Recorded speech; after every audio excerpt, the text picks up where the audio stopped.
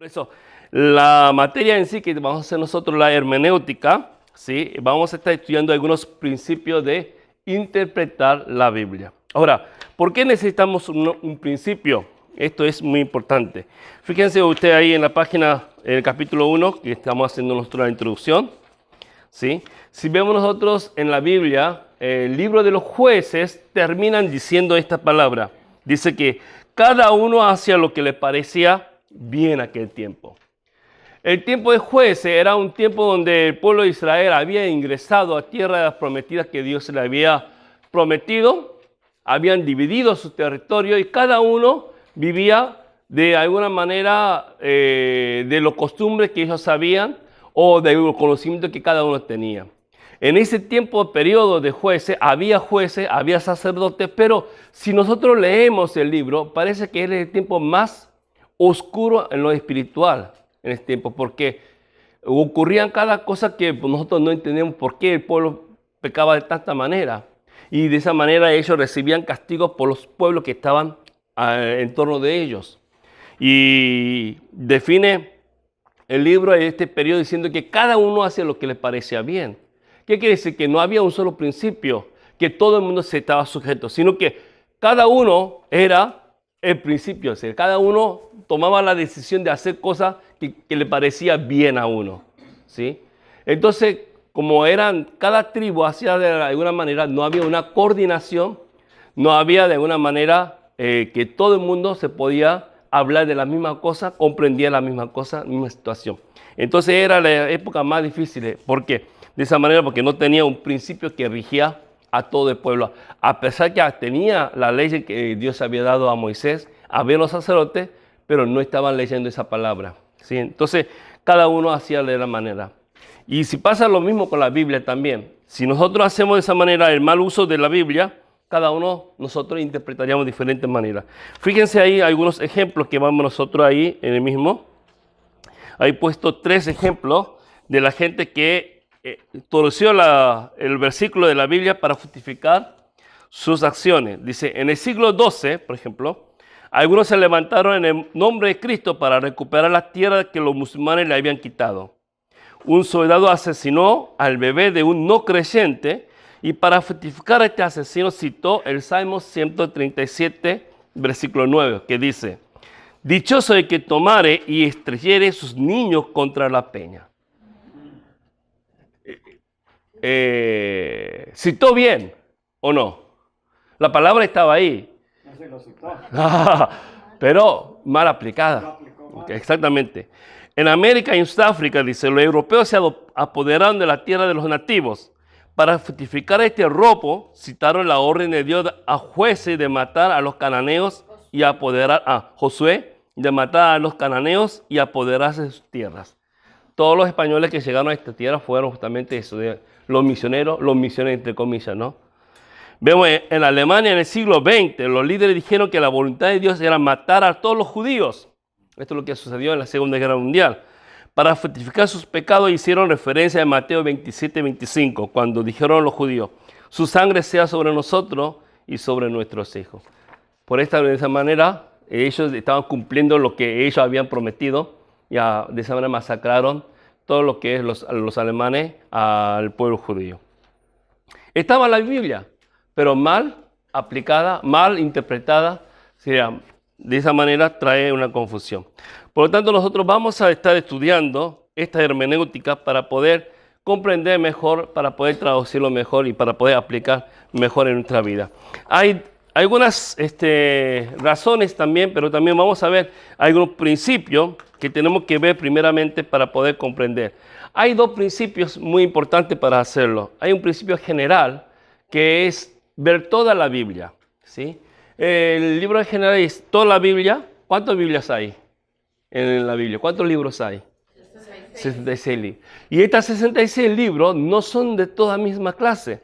Tenemos histórico, ¿sí? También tenemos poesía, hay profecía, ¿sí? Hay otros libros que son proféticas, ¿sí? Entonces, hay otros principios que son específicos para cada estilo diferente literario frente a otros. Entonces, para poder comprender, no podemos nosotros traer con una sola aplicación un principio para aplicarla a todos, sino cada libro necesitamos, o cada diferente estilo literario que está dentro de la Biblia, necesitamos aplicar diferentes principios para poder comprender mejor lo que estamos. Ahora, ¿por qué hacemos este trabajo? ¿Sí? Porque necesitamos ciertas cosas. Ahí tenemos nosotros 4 razones que vamos a ver por qué estudiar la Biblia. A ver, si alguien puede leer la primera. Ahí dice, principio, la hermenéutica enseña los principios que nos guían a la interpretación de la Escritura. ¿Sí? A ver, Pastor Esaú, Los ¿podría? principios nos ayudan en muchas áreas de la vida, como a manejar un vehículo, porque los conductores tienen reglas o principios. Manejan por el lado correcto del camino, no le pasan a otro vehículo en las subidas porque alguien podría venir hacia ellos. Van despacio en lugares con mucha gente. Estacionan al lado del camino, no en el medio. Cuando los conductores no siguen los debidos principios, suceden accidentes. La gente resulta lesionada. ¿Puede imaginarse los problemas que tendríamos si no hubieran principios para los conductores? Tendríamos caos en nuestras calles. Ajá, así es. Como cuando conducimos tenemos que respetar esa regla, pasa lo mismo con la Biblia. Si no respetamos esto, vamos a tener muchos problemas. Fíjense ahí abajo, hay algunos puntos que dice, uno dice que podemos comer cerdo, dice, ¿no? Uno dice que podemos comer cerdo. Otro dice que no podemos. Uno dice que debemos adorar los domingos. Otro dice que debemos adorar los sábados. Uno bautiza en agua, otro bautiza con una bandera. Uno dice que se debe llamar a los ancianos para orar cuando estamos enfermos. Otro dice que nunca debemos admitir que estemos enfermos. Uno dice que los creyentes deben hablar en lenguas hoy. Otro dice que las lenguas cesaron cuando se terminó de escribir la Biblia. Uno dice que Jesús es divino, otro dice que Jesús es solo humano. Uno dice que María nunca pecó, otro dice que todos hemos pecado. Todo lo que estaba ahí, que recién he leído, ¿sí? Podemos nosotros ver que algunos tienen razón. ¿Podemos comer carne de cerdo? Yo no. ¿Sí o no? ¿Sí o no? Sí se puede. Un taco al pastor sería muy rico. Pero hay gente que todavía hoy en día se está sujeto a esta ley de Moisés que no come carne de cerdo. ¿Quiénes son? No solamente los judíos, los adventistas también.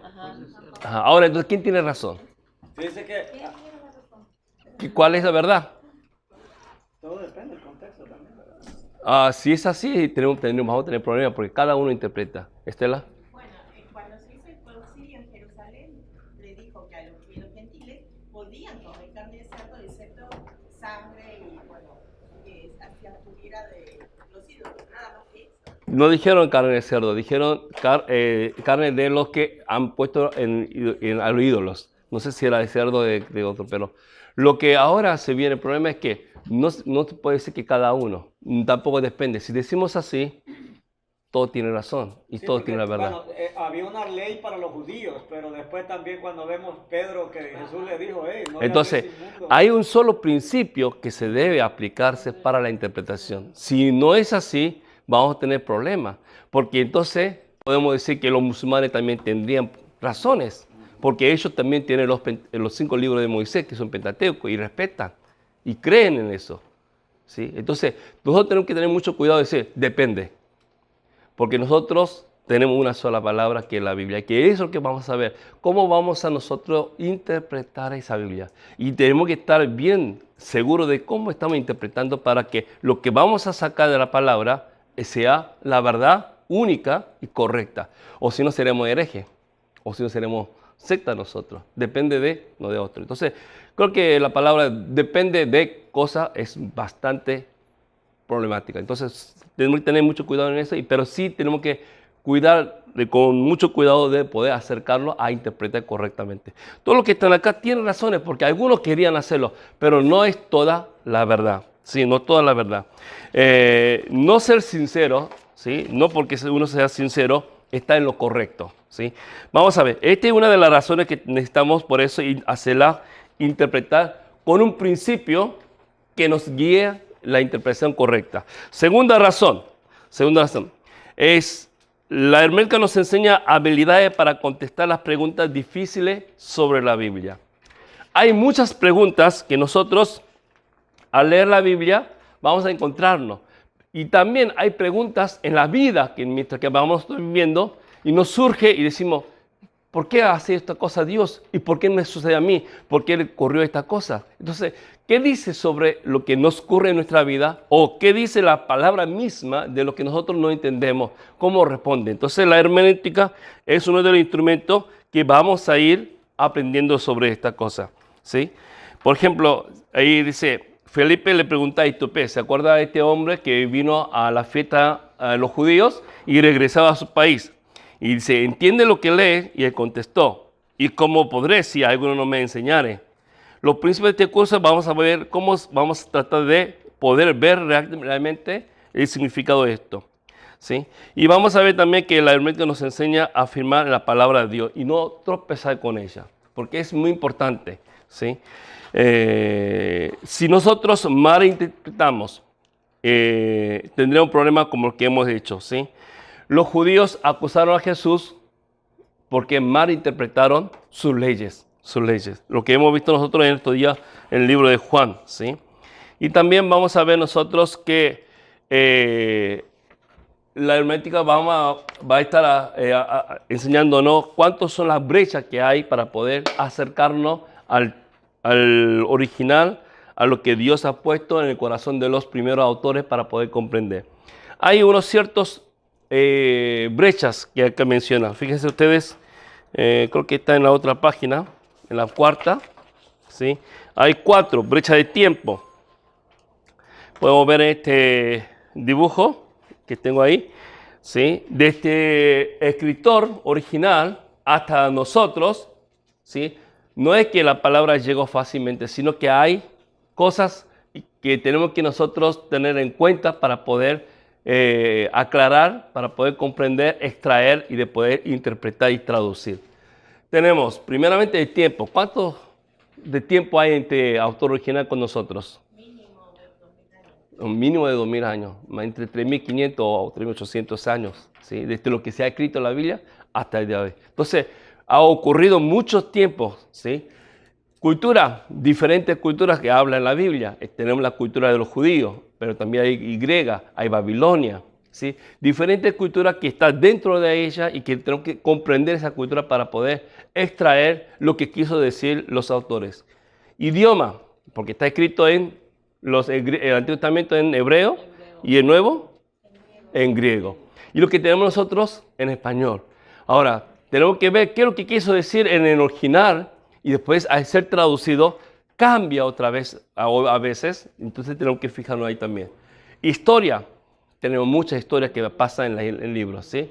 Y por último, lugar geográfico, ¿sí? Ocurrió no aquí en América, sino que ocurrió allá en Medio Oriente, en un lugar bien terminado. Pero no es solo uno, sino varios lugares de aquellos lugares, tanto en Babilonia, en Israel, en Egipto, en Roma, en todo lo que es Asia Menor. Entonces, tenemos que saber qué es lo que pasó en esas regiones para poder comprender lo que el autor quiso describir cuando fue en aquel tiempo. Entonces, todo esto tenemos que tener en cuenta para que hacerlo una buena y correcta interpretación para poder comprender nosotros. En este trabajo de interpretar, vamos a ver que hay ciertas cosas que es muy importante. Primero, vamos a ver nosotros qué es lo que es la inspiración. ¿Qué dice la inspiración? Vamos a leer todo juntos, una vez. 1, 2, 3. La inspiración es el proceso por el que Dios respiró su mensaje en los escritores originales y lo dirigió por medio del Espíritu Santo para que escribiera lo que Él quería, libre de errores. ¿Qué es inspiración?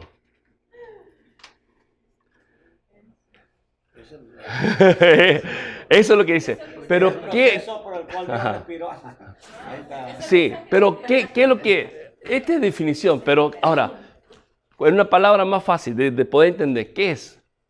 ¿Qué es una inspiración? ¿Motivación? Es la forma de expresión de ser un ser humano. De un ser humano, ok. Ajá. En 2 Timoteo dice, toda escritura es inspirada, dice. Entonces, ¿fue motivada? Dictada, dada. Usamos muchas veces esta palabra en la iglesia. La Biblia dice que es inspirada, pero ¿qué es inspiración? Cuando entendemos. ¿Será como un artista que se le inspiró, un pintor y se le escribe, pinta? ¿O por ahí se despertó un poeta, se le inspiró un poema al ver la naturaleza y se ha escrito una poesía? Como yo lo veo de una manera simple, cuando hablamos de inspirada, yo creo, para mi concepto personal, es que es una palabra viva, ya traía todo. Todo. Venía completa, no le tenemos que agregar nada a nosotros. Ajá. Es perfecta, es exacta, es poderosa, Ahora, es el mensaje directo de Dios. Entonces, ¿cómo Dios hizo que esta Biblia se llegara a nuestra mano? No, a través de los escritores, a través del Espíritu Santo. Ajá. O sea, les dio un mensaje exacto y claro a cada individuo. Vamos a ver, A poder de su cultura. en la Biblia dice ciertas cosas, ¿sí? En Éxodo 17:14 dice esto. El Señor le dijo a Moisés, escribe esto. Le dijo que escribiera esto, ¿sí? En un libro para que se le recuerde, ¿no? Le dijo directamente. No es que Moisés se estuvo meditando qué voy a escribir y se sintió una necesidad, una motivación y escribió. No, Dios le dice, escribe esto. Y escribió lo que Dios le dijo. Jeremías dice, la palabra del Señor vino a Jeremías y le dijo, así dicho el Señor, Dios de Israel, escribe en un rollo de cuero, ¿sí? Dice, cada una de las palabras que te he dicho. Entonces lo que está escrito en Jeremías no fue una cosa que se le ocurrió a Jeremías a escribirla. Más, las palabras también, ¿sí? Vemos nosotros en Eclesiastés, ese que escribió Salomón. Ahí dice que mientras más sabio llegó a ser el predicador, más conocimiento impartió a la gente. Ponderó, escudriñó y compuso muchos proverbios. Además, el predicador se esforzó por hallar palabra agradable, dice, y por escribir con precisión palabra verdadera. Escribir con precisión. Trató de escribir la palabra correctamente, eligió la palabra exacta para poder que el mensaje llegue al lector. Vemos nosotros en Apocalipsis. Yo, Juan, dice, ¿no? Soy hermano de ustedes y participo con ustedes en la tribulación, en el reino y la paciencia de Jesucristo. Por causa de la palabra de Dios y del testimonio de Jesucristo, estaba yo en la isla de Patmos. El día del Señor quedé bajo el poder del Espíritu y detrás de mí oí una voz fuerte voz, parecía el sonido de una trompeta, que decía, escribe en un libro lo que ves, y envíaselo a las 7 iglesias, Éfeso, Esmirna, Pérgamo, etcétera, etcétera. O sea, hizo ver cosas y Juan empezó a escribir lo que él había visto. Ahora, esto es inspiración. Escribir lo que dictó, escribir lo que estaba diciendo, al escribir, buscar palabras exactas, precisiones, y escribir lo que Dios le permitió verlo. Esto es inspiración.